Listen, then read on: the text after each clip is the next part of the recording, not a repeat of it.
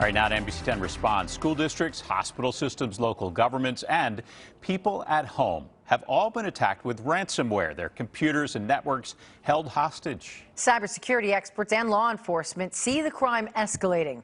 Count on NBC10 Responds to give you the tools that can help you so you're not a victim.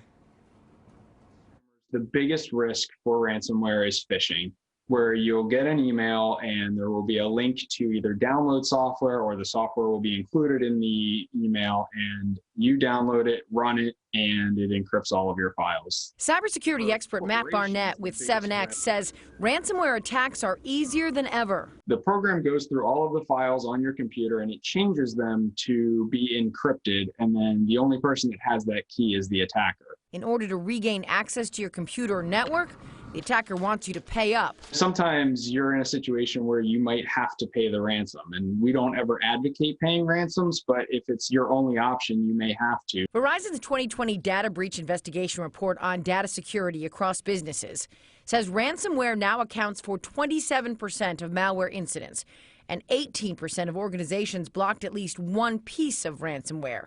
No organization can afford to ignore it. Cybersecurity firm Varonis analysis shows last October, ransomware accounted for 43% of cyber attacks. And in 2018, attackers were able to get away with $8 billion. That went up to $11.5 billion in 2019. They expect this year to be higher and reach $20 billion by 2021. We're seeing the impact here locally. A Philadelphia health tech company working for COVID-19 treatments and vaccines and King of Prussia-based pharmaceutical company both got hit with ransomware this year. And the Delaware County government faced a breach in November. For its part, the county isn't saying much other than it's under investigation. This can be devastating for businesses, and the only way to deal with it is through education. Suhail Dowd is the supervisory special agent in charge of cyber criminal investigations for the FBI in Philadelphia. According to Dowd, the FBI is seeing a huge jump in ransomware attacks since the pandemic hit and businesses started operating remotely. Our complaints have gone up 200 to 300%. But that's just a reflection of what we are getting. That's not a reflection of what's out there. I mean, I would argue it's much, much more than that. Dowd says in the last year, one gang of cyber criminals targeted 10,000 victims, and that's just one group. These organized networks of attackers operate like a business, and they target unsecure networks. So think of it as a franchise system, okay? So what happens is you have one set of people who create the ransomware, who create the malware. Okay, so malware A, so that's a development team. Okay, they own the malware. Okay, this is what we're seeing lately. Now you have a set of people who are into intrusion. So their job is to get into your system. Okay, so once they get into your system, now they need a malware. So then they have coordination with this other group to, hey, we are into a system. Can you give us some ransomware that we can deploy?